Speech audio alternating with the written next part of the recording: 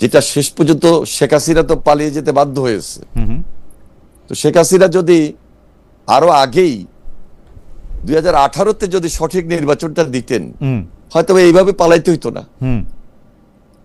আওয়ামী লীগ নিষিদ্ধের যে একটা ব্যাপার ছিল সেটা হচ্ছে যে সেই আন্দোলনে আপনারা এনসিপি জামায়াতের যে যমুনায় আন্দোলনে গেছিল সেটাতে আপনারা যোগ দেন নাই। আপনাদের মধ্যে থেকে একাধিক শিষ্যরা এরকম বলছিলেন যে কাউকে নির্বাহী আদেশে বা আইন করে নিষিদ্ধের পক্ষে নন আপনারা, কিন্তু জনগণ ভোটের মাধ্যমে প্রত্যাখ্যান করলে সেটাই সবচেয়ে বড় নিষেধাজ্ঞা আপনারা সে সময় বলেছিলেন। কিন্তু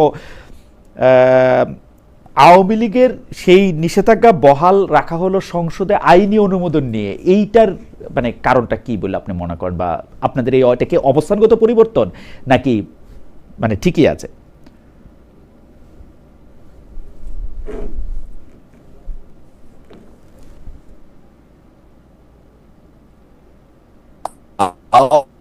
আওয়ামী লীগ তো নিষিদ্ধ হয়েছে, আওয়ামী লীগ তো সেটাই হতো। আইনগত পার্লামেন্টে যে আলোচনাটা করার দরকার, পার্লামেন্টে যে আলোচনাটা করা দরকার, সে আলোচনার পরিপ্রেক্ষিতে আমরা সবাই মিলে সিদ্ধান্তটুকু নিতে বাধ্য হয়েছি এই কারণে, তাদের অতীত কর্মকাণ্ডের কারণে। সুতরাং এটাকে আমরা আমার মনে হয় খুব একটা বেশি আর টানাহেঁচড়া না করে স্বাভাবিক ভাবে আমরা এটাকে এখন দেখছি। কারণ আওয়ামী লীগের অত্যাচার, নির্যাতন, তাদের কর্মকাণ্ডের কারণেই তাদেরকে এই পরিণতি ভোগ করতে হয়েছে। না, সেটা ঠিক আছে, কিন্তু এটা আপনাদের অবস্থানগত পরিবর্তন কিনা? যে আপনারা বলতেছিলেন যে না আমরা এরকম নিষেধাজ্ঞা করতে চাই না, পরে আপনারা সংসদে আইন করে এটা নিষেধাজ্ঞা করলেন, এটা আপনাদের অবস্থাগত পরিবর্তন নাকি আপনারা কারো মানে প্রেসক্রিপশনের চাপে? না, এটা তো আমি একা আইন করি নাই তো, এটা আইন তো সেখানে যারা সংসদ সদস্য সবাই মিলে যেটা চেয়েছে তাই তো হয়েছে। মানে আপনাদের দল যেহেতু সংখ্যাগরিষ্ঠ, আপনারা এই ব্যাপারে তো সবাই একমত হয়েছেন, সর্বসম্মতিক্রমে সিদ্ধান্ত নিয়ে এই সিদ্ধান্ত হয়েছে। ওকে, সবার একমত হওয়া প্রসঙ্গে তাহলে আমি একটা প্রশ্ন করতে চাই যে সংবিধান সংস্কার বা জুলাই সনদ বা এইসব ব্যাপারে তো সবাই আপনারা একমতই হয়েছিলেন, কিন্তু আপনাদের নেতা জনাব সালাউদ্দিন আহমেদ, মানে আপনাদের দলের স্বরাষ্ট্রমন্ত্রী, বিএনপির একজন নেতা সালাউদ্দিন আহমেদ, উনি বলতেছেন যে চাপে পড়ে এই সিদ্ধান্ত নিয়েছিলেন, যে তারা মনে করছিলেন যে তারা আসলে সংসদ সদস্য হয় কি হয় না। দেখুন, দুইটা জিনিস, একটা হলো যেটা সংসদের দক্ষিণ প্লাজায় জুলাই সনদ যেটা পাশ হয়েছে, যে জুলাই সনদটা যেখানে সবাই মিলে আলোচনা করে সিদ্ধান্ত হয়েছে, সেই জুলাই সনদ সেখানে সর্বসম্মতিক্রমে সেটা যেন ভবিষ্যৎ হয়, এই ব্যাপারে আমাদের মাননীয় প্রধানমন্ত্রী একদম বলছেন এটা অক্ষরে অক্ষরে করবেন। কিন্তু দেখেন, এবং এখানে তো কিছু আলোচনার সময় কিছু নোট অফ ডিসেন্ট ছিল, যে নোট অফ ডিসেন্ট নিয়ে পার্লামেন্টে আলোচনা হয়েছে। ওই আলোচনার পর ফাইনালি যখন এটা পাস হবে, তখন হয়তো কিছু প্লাস পারে, সেটা নিয়ে আমার মনে হয়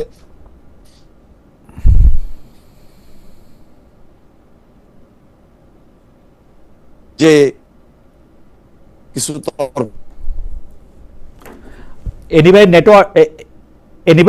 এই বাংলাদেশের মন্ত্রীদের ভাষায় নেটওয়ার্ক, বাংলাদেশের মন্ত্রীদের ভাষায় নেটওয়ার্ক এত খারাপ কেন? এটা কি ভাষাটা পুরো না, মন্ত্রীদের জন্য আলাদা কিছু নাই। আমরা মন্ত্রীরা স্বাভাবিক জীবন যাপন করি, সাধারণ স্বাভাবিক জীবন যাপন তো নেটওয়ার্ক ভালো থাকে, স্বাভাবিক জীবনে তো নেটওয়ার্ক মন্ত্রীদের জন্য স্বাভাবিক জীবনে নেটওয়ার্ক ভালো, মন্ত্রীদের ভাষায় কি বিশেষ ব্যবস্থাপনা নেটওয়ার্ক খারাপ কিনা? আমি প্রফেসর আসিফ নজরুলের ভাষায় নেটওয়ার্ক খারাপ পাইতাম খুবই। না, এটা মন্ত্রীদের না, অনেক সাধারণ মোবাইলও একই অবস্থা। আচ্ছা, আমি একটা বিষয় জানতে চাই যে সত্যি সত্যি জুলাই সনদটার ব্যাপারে জনাব সালাউদ্দিন আহমেদ সাহেব যখন এই কথা বললেন, স্বরাষ্ট্রমন্ত্রী, নির্বাচন অনুষ্ঠিত ছিল, তাই নির্বাচন আদায়ের কৌশল হিসাবে আমরা জুলাই সনদের সই করেছিলাম। আমি আপনাকে বাড়ায় বলবো না ভাই, পাশাপাশি নোট অফ ডিসেন্ট, হ্যাঁ, তিনি আপনাকে সরাসরি নোট অফ ডিসেন্টের কথাটা বলেছেন। না, ঠিক আছে, note of dissent, note of ডিসেন্টটা কোত্থেকে আসলো?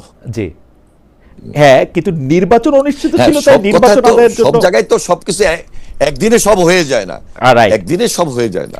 আপনার কাছে এই আলোচনা হতে হতে এমন একটা সময় আসবে, হ্যাঁ, এমন একটা সময় আসবে, সবাই একটা ঐক্যমতে আসবে এবং সেটাই হবে সর্বসম্মতিক্রমে। আমি এটাকে খুব মনে করছি যে আলোচনার মধ্য দিয়েই যেভাবে আমরা বৈশ্বিক সংকট যেটা ছিল, জ্বালানি সংকট ছিল, বৈশ্বিক অস্থিরতা ছিল, আমরা সবাই মিলে একটা ঐক্যমতে এসেছি সে সময়, ঠিক এইটাও একটা ঐক্যমতে আমরা চলে আসবো সবাই মিলে, এটা মানলাম। কিন্তু আসলেই কি নির্বাচন নিয়ে শঙ্কা ছিল, তাড়াতাড়ি করে জুলাই সনদে সেই জন্য আপনারা সাইন করছেন? দেখুন, আমার পথ ভিন্নতা থাকবে, হ্যাঁ ঠিক। যারা বিরোধী দল তাদের মতেরও ভিন্নতা আছে, তাদের পথেরও ভিন্নতা আছে। হ্যাঁ, সুতরাং আমরা মনে করি দেশের বৃহত্তর স্বার্থে আমরা সব আলোচনা শুনব, আমরা আলোচনা শুনে শেষ বেলায় একটা সিদ্ধান্ত উপনীত হব এবং নতুন ভাবে দেশটাকে গড়ব। সেই ব্যাপারে আমার মনে কারোর কোনো দ্বিমত নাই। সেই দিকে আমাদের আরো ঐক্যমতে এসে দেশটাকে নতুন ভাবে কিভাবে গড়বো সেই দিকে আমরা একাত্র হয়ে সবাই কাজ করার চেষ্টা করছি এবং মাননীয় প্রধানমন্ত্রী তাই করছেন। এনিভাই, ইলেকশন হবে না, জনাব তারেক রহমানকে দেশে ফিরতে দেওয়া হবে না, এরকম মেসেজ আপনারা পাচ্ছিলেন বা এরকম ভয় আপনারা পাইতেছিলেন? জুলাই সনদটা করে ফেলি, তাড়াতাড়ি নির্বাচনটা করে ফেলি, এইসব ভেজাল, মানে মোটামুটি ভাবে কথা বলি, শুনি, যা বলে মাইনে নেই, পরে না মানবো না, ওরকম একটা কিছু? দেখুন, দুদিন আগে হোক আর পরে হোক নির্বাচনটা তো না দিয়ে পারতেন না। যেটা শেষ পর্যন্ত শেখ হাসিনা তো পালিয়ে যেতে বাধ্য হয়েছে। তো শেখ হাসিনা যদি আরো আগেই 2018-তে যদি সঠিক নির্বাচনটা দিতেন হয়তো এইভাবে পালাইতে হইতো না। তো আমাদের এর পরবর্তীতে 5 আগস্টের পর দেশে ইন্টেরিয়র গভর্নমেন্ট আসছে, আমরা সবাই মিলে সহযোগিতা করেছি, সবাই মিলে একসঙ্গে আন্দোলন করেছি। এখন ইন্টেরিয়র গভর্নমেন্ট নির্বাচন করবেন না এই কথা কখনো বলেন নাই। এখানে তারেক রহমান সাহেব উনি ওনার সবকিছু আলাপ আলোচনার ভিত্তিতে সুন্দরভাবে আসছেন। আমাদেরকে তিনি দেশের বাইরে থেকে দলকে, দেশকে, সকল রাজনৈতিক দলের সঙ্গে আলাপ আলোচনা করে